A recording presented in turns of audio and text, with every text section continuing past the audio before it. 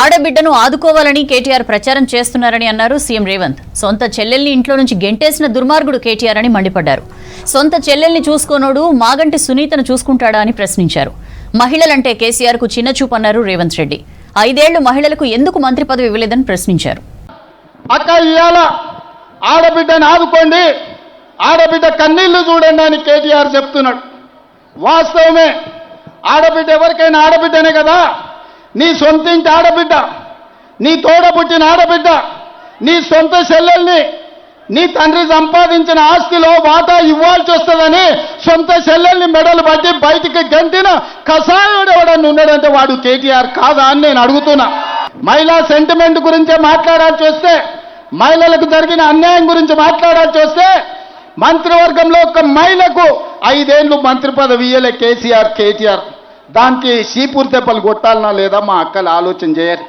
మా అక్కలు శాతగానోళ్ళ ఇండ్లు నడుపుతలేరా, కంపెనీలు నడుపుతలేరా, విమానాలు నడుపుతలేరా, బస్సులు నడుపుతలేరా, ఈ ప్రపంచాన్ని ముందుకు పరిగెత్తిస్తలేరా? ఇవాళ ప్రపంచాన్ని నడిపించే శక్తి కాంగ్రెస్ పార్టీని ఇందిరాగాంధీ నడిపించింది. కాంగ్రెస్ పార్టీని 25 ఏళ్లు సోనియా గాంధీ నడిపించింది. ఇవాళ కాంగ్రెస్ పార్టీని ప్రియాంక గాంధీ ముందుకు నడుపుతుంది, రాహుల్ గాంధీకి అండగా నిలబడి. ఇవాళ మా మంత్రివర్గంలో మీకందరికీ తెలుసు, సీతక్క ఇవాళ ఒక గొప్ప మంత్రిగా, కొండా సురేఖ గారు ఇవాళ మా మంత్రివర్గంలో ఉన్నారు. కాంగ్రెస్ పార్టీ అధికారంలో ఉంటే మహిళలకు గౌరవం ఉంటుంది. ఇవాళ ఇదే కాదు, మా అక్కలు నేను అడుగుతున్నా, అక్క 10 ఏళ్ళు ఈ పనికిమాలినోడు ఎవడైనా రేషన్ కార్డు ఇచ్చిండా రేషన్ కార్డు? వాళ్ళు అయ్యే జాగిరా? మీరేమన్నా గజ్వేల ఫామ్ హౌస్ అడిగినరా, లేకపోతే జన్వాడలో ఏమన్నా 2 ఎకరాలు అడిగిర్రా? మేము పేదోళ్ళమయ్యా, మాకు రేషన్ కార్డు ఇస్తే బియ్యం వస్తాయి, మాకు రేషన్ కార్డు ఇస్తే ఇవాళ సాదర వస్తుంది అని మీరు అడిగారు. ఒక్క రేషన్ కార్డు అని ఇచ్చిండ్రా? కానీ మీ సోదరుడు, మీ తమ్ముడు, మీ బిడ్డ రేవంత్ రెడ్డి ముఖ్యమంత్రి అయితే ఏడాది తిరిగాకల్లా ఒక్క జూబ్లీ హిల్స్లోనే 14,159 రేషన్ కార్డులు పేదోళ్ళకి ఇచ్చిన చరిత్ర కాంగ్రెస్ పార్టీది. రాష్ట్రంలో భిన్న వాతావరణం ఉంటోంది. ఎండలు వానలతో జనం అవస్థలు పడుతున్నారు. జిల్లాల్లో అకాల వర్షాలకు పంట తడిసిపోయి రైతులు ఆవేదన చెందుతున్నారు. ప్రభుత్వం ఆదుకోవాలని విజ్ఞప్తి చేస్తున్నారు. ఇక మరో 2-3 రోజులు రాష్ట్రంలో డిఫరెంట్ వెదర్ ఉంటుందని చెప్పారు ఐఎండీ అధికారులు. ఉపరితల ఆవర్తనం, క్యుములోనింబస్ మేఘాల ప్రభావంతో రాష్ట్రంలో వర్షాలు కురిసే అవకాశం ఉందని చెప్పారు. రాష్ట్రానికి రెయిన్ అలర్ట్ జారీ చేసింది వాతావరణ శాఖ. కోస్తాంధ్ర తీరం సమీపంలో పశ్చిమ మధ్య బంగాళాఖాతంలో ఉపరితల ఆవర్తనం ఏర్పడిందన్నారు అధికారులు. ఆవర్తనంతో పాటు కింది స్థాయి నుంచి వీస్తున్న గాలుల ప్రభావంతో రాష్ట్రంలో వర్షాలు కురిసే ఛాన్స్ ఉందన్నారు. ఉరుములు మెరుపులతో కూడిన వర్షాలు కురిసే అవకాశం ఉందని తెలిపారు. గంటకు 30 నుంచి 40 కిలోమీటర్ల వేగంతో ఈదురుగాలులు వీయొచ్చన్నారు. జిల్లాలతో పాటు సిటీలోనూ తేలికపాటి నుంచి మోస్తరు వర్షాలు కురుస్తాయని చెప్పారు. ఇవాళ 22 జిల్లాలకు ఎల్లో అలర్ట్ ఇచ్చింది ఐఎండీ. నల్గొండ, సూర్యాపేట, మహబూబాబాద్, వరంగల్, హన్మకొండ, జనగాం, సిద్దిపేట, యాదాద్రి భువనగిరి, రంగారెడ్డి, హైదరాబాద్, మేడ్చల్, వికారాబాద్, సంగారెడ్డి, మెదక్, కామారెడ్డి, మహబూబ్ నగర్, నాగర్ కర్నూల్, వనపర్తి, నారాయణపేట, జోగులాంబ, గద్వాల జిల్లాలకు వర్ష సూచన చేసింది. ఆవర్తనంతో పాటు క్యుములోనింబస్ మేఘాలు ప్రభావంతో ఈ జిల్లాల్లో వర్షాలు కురుస్తాయని తెలిపింది.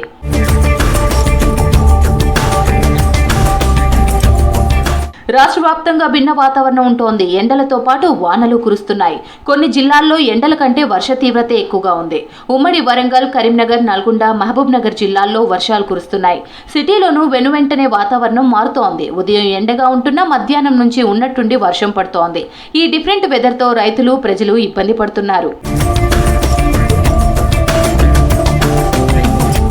ఉమ్మడి వరంగల్ జిల్లాలో జోరు వర్షాలు కురుస్తున్నాయి. పలుచోట్ల వానకు భారీ వరద చేరి రోడ్లు, చెరువుల్ని తలపిస్తున్నాయి. జిల్లా అంతటా వర్షాలకు తీవ్ర పంట నష్టం వాటిల్లుతోంది. వరంగల్ ఎనుమాముల, మహబూబాబాద్ జిల్లా కేసముద్రం మార్కెట్, జనగామ వ్యవసాయ మార్కెట్లో పెద్ద ఎత్తున పంట నీటిపాలైంది. మక్కలు, వడ్లు వరదలో కొట్టుకుపోయాయి. పత్తి తడిసి ముద్దైంది. చేతికందిన పంటను అమ్ముకునేందుకు మార్కెట్కు తీసుకొస్తే వర్షం తమను నిండా ముంచిందని ఆవేదన వ్యక్తం చేశారు రైతులు. ప్రభుత్వమే ఆదుకోవాలని కోరుతున్నారు రైతులు. ఉమ్మడి కరీంనగర్ జిల్లాలోనూ జోరు వర్షాలు కురుస్తున్నాయి. హుజూరాబాద్, జమ్మికుంట, గన్నేరువరం మండలం సహా పలు ప్రాంతాల్లో భారీ వర్షం కురిసింది. హుజూరాబాద్ లో భారీ వర్షానికి పలు కాలనీలు జలమయమయ్యాయి. మామిండ్లవాడ, గ్యాస్ గోడౌన్ ఏరియా, గుడిగే జంగం కాలనీ, గాంధీనగర్, ఇంద్రానగర్ కాలనీల్లో భారీగా వరద చేరింది. ఇల్లందకుంట, వీనవంక, శంకరపట్నం మండలాల్లోనూ దట్టమైన మేఘాలు కమ్ముకొని వర్షం పడింది. దీంతో భారీగా పంట నష్టం జరిగింది. గన్నేరువరం మండలంలోని కొనుగోలు కేంద్రాల్లో వడ్లు వరదకు కొట్టుకుపోయాయి. సిర్సాపల్లి గ్రామంలో చెరుకు పక్కన బండ మీద ఆరబోసిన వడ్లు వర్షానికి చెరువులోకి కొట్టుకుపోయాయి. దీంతో కన్నీరు మున్నీరవుతున్నారు రైతులు. కష్టపడి పండించిన పంట నీటిపాలు కావడంతో ఆవేదన వ్యక్తం చేస్తున్నారు.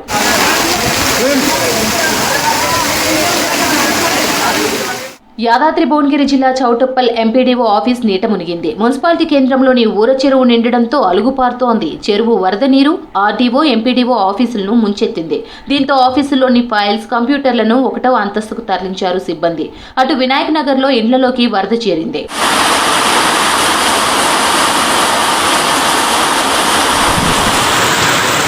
నాగర్ కర్నూలు జిల్లాలోనూ భారీ వర్షం కురిసింది. బిజినపల్లి, తెలకపల్లి, తాడూరు, తిమ్మాజీపేట మండలాల్లో గంటల తరబడి ఏకదాటిగా వర్షం కురిసింది. దీంతో రహదారులన్నీ జలమయమై రాకపోకలకు ఇబ్బంది పడ్డారు స్థానికులు. అటు పంటలు చేతికొచ్చిన సమయంలో వర్షాలు కురుస్తుండటంతో రైతులు తీవ్రంగా నష్టపోతున్నారు.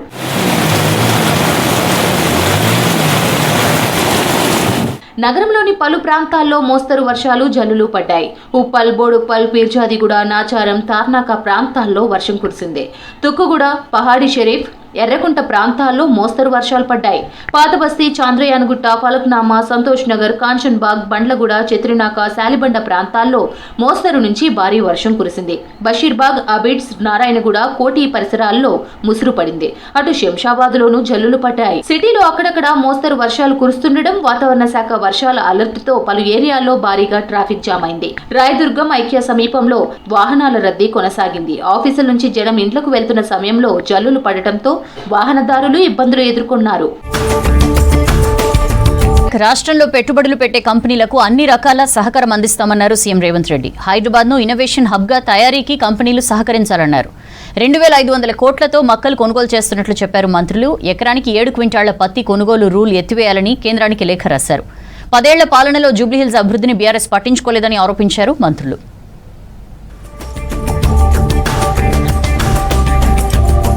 ముఖ్యమంత్రి రేవంత్ రెడ్డితో పలు కీలక కంపెనీల ప్రతినిధులు భేటీ అవుతున్నారు. ఇవాళ జూబ్లీహిల్స్ నివాసంలో అమెజాన్ వెబ్ సర్వీసెస్ ప్రతినిధుల బృందం మర్యాదపూర్వకంగా భేటీ అయింది.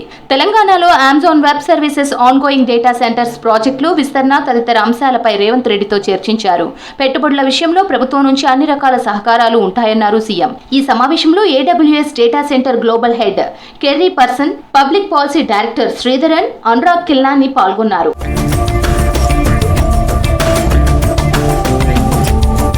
సీఎం రేవంత్ రెడ్డితో Germany consul general Michael Hasper బృందం భేటీ అయింది. జ్యూయిష్ బోర్డ్స్ కంపెనీ విస్తరణలో భాగంగా హైదరాబాద్ లో తమ గ్లోబల్ క్యాపబిలిటీ సెంటర్ ని ప్రారంభిస్తున్నట్లు సీఎం రేవంత్ కు వివరించింది జర్మనీ బృందం.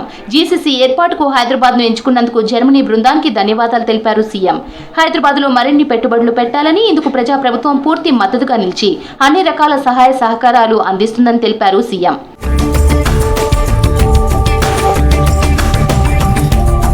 జ్యూయిష్ బోర్డ్స్ కంపెనీతో హైదరాబాద్లో వచ్చే 2 ఏళ్లలో ఐటీ రంగంలో 1000 మందికి ఉద్యోగ, ఉపాధి అవకాశాలు వస్తాయని సీఎంకు వివరించింది జర్మనీ బృందం. హైదరాబాద్ను ఇన్నోవేషన్ హబ్గా తయారు చేసేందుకు సహకరించాలని జర్మనీ బృందాన్ని కోరారు ముఖ్యమంత్రి. పెట్టుబడుల విషయంలో తెలంగాణ, జర్మనీ భాగస్వామ్యాన్ని కోరుకుంటోందన్నారు సీఎం. ఐటీ, ఫార్మా, ఆటోమొబైల్ రంగంలో జర్మనీ కంపెనీలు పెట్టుబడులు పెట్టాలని సూచించారు రేవంత్.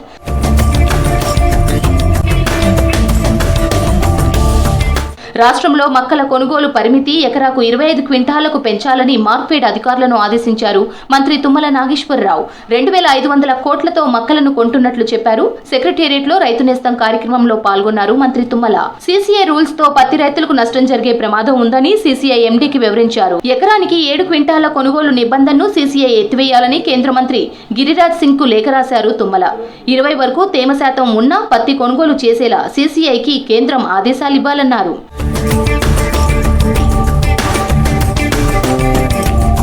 10 ఏళ్ల పాలనలో జూబ్లీహిల్స్, షేక్పేట్ అభివృద్ధికి బీఆర్ఎస్ చేసిందేమీ లేదన్నారు మంత్రి వివేక్ వెంకటస్వామి.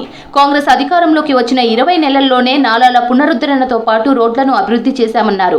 ఎన్నికల ప్రచారంలో భాగంగా Tolichowki, Brindavan colony, Paramount colony, Hakimpet కుంటలో పర్యటించారు మంత్రి వివేక్. 10 సంవత్సరాలు కేటీఆర్ మున్సిపల్ అడ్మినిస్ట్రేషన్ మంత్రి ఉండి ఏ ఒక్క పైసా కూడా ఖర్చు పెట్టలేదు మా కాలనీలలో. మేము ఎందుకు ఓటేయాలి కేసీఆర్ని అని చెప్పి వారు టీఆర్ఎస్ పార్టీని నిలదీస్తున్నారు. మేము ఇదే చెప్పినాం, 10 సంవత్సరాలు టీఆర్ఎస్ ప్రభుత్వంలో ఉంది, 2 సంవత్సరాలు టీఆర్ఎస్ ఎమ్మెల్యే ఉండే. మీరు ఈసారి కాంగ్రెస్ అభ్యర్థి నవీన్ యాదవ్ని గెలిపిస్తే మీకు ఏదైతే అభివృద్ధి కార్యక్రమాలు కావాలో, ఇది జూబ్లీహిల్స్ని ఒక రోల్ మోడల్ కాన్స్టిట్యున్సీ చేయాలి. హైదరాబాద్, సికింద్రాబాద్లో అందరూ జూబ్లీహిల్స్ చూసిన తర్వాత మా ప్రాంతం కూడా మేము ఇట్లా చేసుకుంటామని చెప్పి ఆ నమ్మకం రానికే ఈ జూబ్లీహిల్స్ బై ఎలక్షన్ ఒక నిదర్శనం. మెడికల్ పీజీ మేనేజ్మెంట్ కోటాలో 85% సీట్లు తెలంగాణ విద్యార్థులకు కేటాయిస్తూ ప్రభుత్వ నిర్ణయంపై జూడాలు సంతోషం వ్యక్తం చేశారు. మంత్రి దామోదర రాజనరసింహను కలిసిన జూడా ప్రతినిధులు ప్రభుత్వ నిర్ణయంపై కృతజ్ఞతలు చెప్పారు. దశాబ్ద కళ ఆకాంక్షను రేవంత్ సర్కార్ నెరవేర్చిందన్నారు. స్థానికులకు పీజీ సీట్లు ఎక్కువ వచ్చే ఛాన్స్ ఉందన్నారు. ప్రభుత్వ హాస్పిటళ్లలో మెరుగైన వైద్య సేవలు అందించేందుకు తమ వంతు సహకారం అందిస్తామన్నారు జూడా ప్రతినిధులు.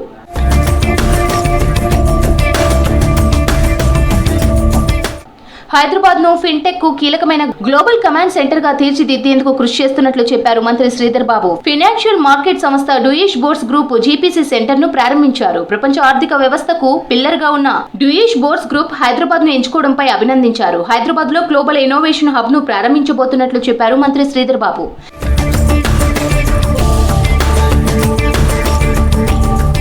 గచ్చిబౌలి స్టేడియంలో Telangana India international challenge 2025 badminton పోటీలను ప్రారంభించారు మంత్రి వాకిటి శ్రీహరి. రేవంత్ సర్కార్ క్రీడలకు ఫస్ట్ ప్రియారిటీ ఇస్తోందని చెప్పారు. హైదరాబాద్ సహా జిల్లాల్లోనూ నేషనల్, ఇంటర్నేషనల్ స్పోర్ట్స్ టోర్నమెంట్ల నిర్వహణకు అవకాశాలన్నింటినీ పరిశీలిస్తున్నట్లు చెప్పారు మంత్రి వాకిటి శ్రీహరి.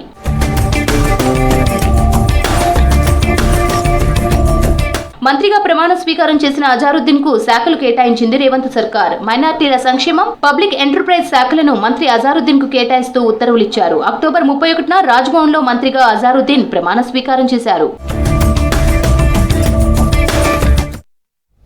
హైదరాబాద్ బీజాపూర్ నేషనల్ హైవే విస్తరణపై పెద్ద ఎత్తున డిమాండ్స్ పెరిగాయి. ఇవాళ చేవెళ్లలో పార్టీలకు అతీతంగా ఆందోళనలు చేశారు. రోడ్డును విస్తరించి తమ ప్రాణాలు కాపాడాలని ప్రభుత్వాన్ని వేడుకున్నారు. బీఆర్ఎస్ నిర్లక్ష్యం వల్లే రోడ్డు విస్తరణ కాలేదని ఎంపీ కొండా విమర్శిస్తే కేసులతో ఇన్నాళ్లు అడ్డుకున్నారన్నారు కాంగ్రెస్ నేతలు.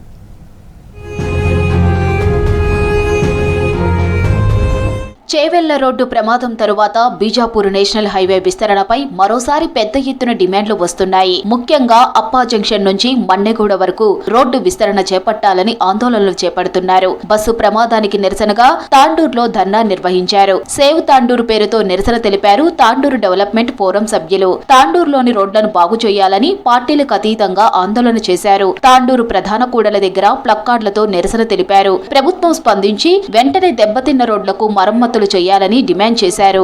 మాకు చాలా ఏళ్ల నుంచి ఈ గోస ఉన్నది. గత 12 సంవత్సరాల నుంచి హైదరాబాద్ రోడ్లో సుమారు 400 మంది చనిపోవడం జరిగింది. ఇంకా ఎంతమంది చేయాలి? రక్తం ఓడుతున్న రహదారిని ఇంకెప్పుడు బాగు చేస్తారు? రాష్ట్రం మొత్తం కూడా 11 హైవేలు పూర్తయినాయి. కానీ ఒక్క హైవే 163 హైవే మాత్రమే పెండింగ్ ఉన్నది. చెట్ల పేరు చెప్తా ఉన్నారు. చెట్ల పేరు చెప్పి మీరు చెప్తా ఉన్నారు. దామగుండం ఎట్లా పూర్తయింది? దామగుండం అందరూ కూడా వద్దని చెప్పారు. అది ఎట్లా పూర్తయింది? ఇక్కడ కేసు ఎట్లా పడ్డది? కాబట్టి కేవలం ఈ ప్రాంతం మీద మాత్రం నిర్లక్ష్యం ఉన్నది. చేవెళ్ల ఘోర బస్సు ప్రమాదానికి 100% బీఆర్ఎస్ కారణమని ఆరోపించారు బీజేపీ ఎంపీ కొండా విశ్వేశ్వర్రెడ్డి. రియల్ ఎస్టేట్ దాహం వల్లే యాక్సిడెంట్ జరిగిందని మండిపడ్డారు. 2016లో బీజాపూర్ నేషనల్ హైవేను ప్రకటిస్తే జాతీయ రహదారిని వంకరలు లేకుండా చూడాలని కేంద్రానికి తానే లేఖ రాసినట్లు చెప్పారు. 10 ఏళ్లు అధికారంలో ఉన్న బీఆర్ఎస్ హైవే అభివృద్ధిని పట్టించుకోలేదని ఆరోపించారు ఎంపీ విశ్వేశ్వర్రెడ్డి. నేను మొదటిసారి ఎంపీ కాగానే దాన్ని చక్కగా చేయమని విజ్ఞప్తి చేస్తాను ప్రభుత్వానికి. అయితే నితిన్ గడ్కరీ గారు 2016లో గెజెట్ ద్వారా ప్రకటించిండ్రు. ల్యాండ్ అక్విజిషన్ చేయలేదు, 5 ఏళ్ళు చేయలేదు. ఎందుకు? రియల్ ఎస్టేట్ దాహమా? ఎందుకో వెడల్పు చేసిన దాని పొంటే ల్యాండ్ అక్విజిషన్ చేసిన. ఎందుకంటే దాని పొంటే ఈ సుక్కలు ఉన్నాయి కదా, ఇవి వాళ్ళ రియల్ ఎస్టేట్. 2022లో మొదలుపెట్టగానే గ్రీన్ ట్రిబ్యునల్ అనే యాక్టివిస్ట్ వాళ్లకు చేవల్ల మర్రి చెట్ల మీద ఎక్కడి లేని ప్రేమ అన్నమాట. హైదరాబాద్ బీజాపూర్ జాతీయ రహదారి నిర్మాణం కోసం 2005 నుంచి కృషి చేస్తున్నట్లు చెప్పారు చేవెళ్ల ఎమ్మెల్యే కాళే యాదయ్య. కిరణ్ కుమార్ రెడ్డి ముఖ్యమంత్రిగా ఉన్నప్పుడు చేవెళ్ల జాతీయ రహదారి నిర్మాణానికి ప్రతిపాదనలు పంపామన్నారు. కేంద్ర రాష్ట్ర ప్రభుత్వాలు ఈ రోడ్డు నిర్మాణానికి నిరంతరం కృషి చేస్తున్నాయన్నారు. కోర్టు కేసుల వల్ల రహదారి నిర్మాణం ఆలస్యమైందన్నారు. త్వరలో ఈ రహదారి పూర్తి చేస్తామని చెప్పారు యాదయ్య. రోడ్డు ఇబ్బంది ఉన్నమాట వాస్తవం. మరి ఈ రోడ్డు 2005లో అప్పటి కాంగ్రెస్ ప్రభుత్వం రాజశేఖర రెడ్డి గారు ముఖ్యమంత్రిగా ఉన్నప్పుడు ఈ రోడ్డు గురించి ప్రపోజల్ పెట్టడం జరిగింది. ఎవరైతే పర్యావరణం ప్రేమికులు ఎవరైతే ఉన్నారో వాళ్ళందరూ కూడా ఎన్జిటిల కేసు వేయడం వల్ల మరి ఇప్పటిదాకా జాప్యం జరగడం జరిగింది. చేవెళ్ల ప్రమాదంలో చనిపోయిన ముగ్గురు సిస్టర్స్ అంత్యక్రియలు అశ్రు నయనాల మధ్య ముగిశాయి. ఊరు గొల్లుమంది. కన్నవారే కాదు, బంధువులు, గ్రామస్తులు, చూసిన వారంతా గుండెలు అవిసేలా రోధించారు. ఒకరు కాదు, ఇద్దరు కాదు, ఒకే ఇంట్లో తోడబుట్టిన ముగ్గురు అక్కా చెల్లెళ్లు ఒకేసారి తిరిగి రాని లోకాలకు వెళ్లి కన్నవారికి తీరని శోకాన్ని మిగిల్చారు. చనిపోయిన ఆ ముగ్గురు అక్కా చెల్లెళ్లు తనూష, సాయి ప్రియ, నందిని డెడ్ బాడీలు చూసి అయ్యో పాపం బిడ్డల్లారా అంటూ కన్నీటి విడ్కోలు పలికారు. వీరి స్వగ్రామం వికారాబాద్ జిల్లా యాలాల మండలం పెర్కంపల్లిలో అంత్యక్రియలు నిర్వహించారు కుటుంబ సభ్యులు.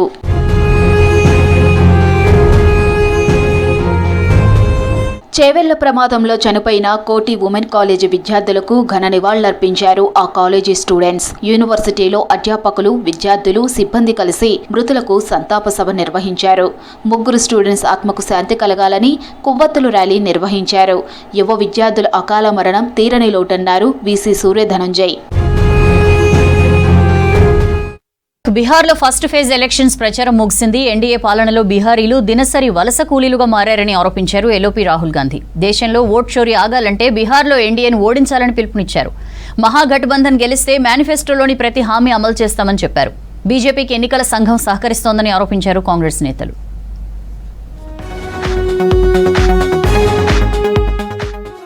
బీహార్లో ఫస్ట్ ఫేజ్ ఎన్నికల ప్రచారం ముగిసింది. నవంబర్ 6న తొలి విడత పోలింగ్ జరగనుంది. చివరి రోజు ముమ్మరంగా ప్రచారం చేశారు లోక్సభ విపక్ష నేత రాహుల్ గాంధీ. బీహార్లో వలసలకు ఎన్డీఏ సర్కార్ విధానాలే కారణమన్నారు. దేశంలో ఎక్కడ ప్రాజెక్టు చేపట్టినా బీహార్ వలస కూలీలే కనిపిస్తారని చెప్పారు. 20 ఏళ్లుగా యువతకు ఉపాధి కల్పించడంలో సీఎం నితీష్ సర్కార్ అట్టర్ ఫ్లాప్ అయిందని విమర్శించారు. బీహార్ ప్రజలను ఎన్డీఏ సర్కార్ దేశ దినసరి కూలీలుగా మార్చిందని ఫైరయ్యారు రాహుల్ గాంధీ. ముంబై మే బడా సా పుల్ బనా किसने बनाया? बिहारियों ने। वो जम्मू कश्मीर में बड़ी से बड़ी टनल बनी, किसने बनाई? बिहारियों ने। असम में सड़क बनती है, कौन बनाता है? बिहारी बनाते हैं। तो नीतीश जी ने यहां रोजगार मिटाकर आपको देश का मजदूर बना दिया है। नरेंद्र मोदी जी आते हैं, कहते हैं भाइयों और बहनों, मैंने डेटा इतने कम दाम पे बेचना शुरू किया है कि बिहार के युवा आज रील देख सकते हैं। ఓట్ చోరీతోనే దేశంలో బీజేపీ జంగిల్ రాజ్ పాలన ఏర్పడిందన్నారు ఎల్ఓపీ రాహుల్ గాంధీ. మోదీ, అమిత్ షా ఓట్ల దొంగతనం ఆపాలంటే బీహార్లో ఎన్డీఏను ఓడించాలని పిలుపునిచ్చారు. ఇప్పటికే మహారాష్ట్ర, హర్యానా, ఛత్తీస్గఢ్లో ఓట్ చోరీతో బీజేపీ గెలిచిందని ఆరోపించారు. వజీర్గంజ్లో ఎన్నికల ప్రచారంలో పాల్గొన్న రాహుల్ బీజేపీ, ఆర్ఎస్ఎస్ రాజ్యాంగాన్ని అవమానిస్తున్నాయని ఫైర్ అయ్యారు. బీహార్లో మహాగఠబంధన్ గెలిస్తేనే అన్ని వర్గాలకు న్యాయం జరుగుతుందన్నారు రాహుల్ గాంధీ. नरेंद्र मोदी जी और अमित शाह मिलकर इलेक्शन कमीशन के साथ मिलकर वोट चोरी का काम कर रहे हैं. सीधा का सीधा इस संविधान पर आक्रमण कर रहे हैं. भाइयों और बहनों, ये बिहार में चोरी करने की कोशिश करेंगे, 100% चोरी करने की कोशिश करेंगे. इनको कौन रोकेगा? बिहार का युवा इनको रोकेगा, पोलिंग बूथ पे रोकेगा. ये मैं गारंटी करके कह रहा हूं. नरेंद्र मोदी बिना वोट चोरी किए, नीतीश जी बिना वोट चोरी किए बिहार में चुनाव नहीं जीत सकते हैं. బీహార్లో అధికార ఎన్డీఏ కూటమికి ఎన్నికల సంఘం సహకరిస్తోందని ఆరోపించారు కాంగ్రెస్ నేత అశోక్ గెహ్లాట్. ఎన్నికల ప్రవర్తన నియమావళి అమల్లోకి వచ్చినా మహిళల ఖాతాల్లో నగదు జమ చేస్తున్నారని చెప్పారు. ప్రభుత్వం స్కీమ్లు అమలు చేస్తుంటే ఈసీ ఏం చేస్తుందని ప్రశ్నించారు. ఎన్ని కుట్రలు చేసినా ఎన్డీఏ ఓడిపోవడం ఖాయమన్నారు. మహాగఠబంధన్ అధికారంలోకి రాగానే మేనిఫెస్టోలోని ప్రతి హామీ అమలు చేస్తామన్నారు గెహ్లాట్. चुनाव डिक्लेयर होते हैं, कोड ऑफ कंडक्ट लागू हो जाता है. उसके बाद में कोई आप जो है स्कीम को आगे नहीं बढ़ा सकते, रोकना पड़ता है, चल रही है तब भी। आप आश्चर्य करोगे, आप तो बिहार के लोग हो जो पॉलिटिकल, मैं समझता हूँ पूरे देश के अंदर एक अलग पहचान रखते हैं। और 6 तारीख को आपका वोटिंग है, उस दिन भी किस्त जारी होगी महिलाओं को। पूरा देश देख रहा है, पूरा प्रदेश देख रहा है, समझ के परे है कि इतना साथ दे किया इलेक्शन कमीशन का, तभी नहीं रोक रहा है। బీహార్లో మహాగఠబంధన్ సర్కార్ ఏర్పడితే వెంటనే మై బహిన్ మాన్ యోజన స్కీమ్ ప్రారంభిస్తామన్నారు ఆర్జేడీ నేత తేజస్వి యాదవ్. జనవరి 14న సంక్రాంతి నుంచి రాష్ట్రంలోని మహిళలకు ఏడాదికి 30,000 కానుకగా అందిస్తామని చెప్పారు. అలాగే రైతులకు కనీస మద్దతు ధరతో పాటు వరికి క్వింటాకు 300, గోధుమలకు 400 రూపాయలు అదనంగా ఇస్తామన్నారు. రైతులకు ఫ్రీ కరెంట్ అందిస్తామన్నారు. ప్రభుత్వ ఉద్యోగులకు వారి ఇంటి నుండి 70 కిలోమీటర్ల పరిధిలోపే బదిలీలు ఉండేలా చూస్తామన్నారు తేజస్వి యాదవ్.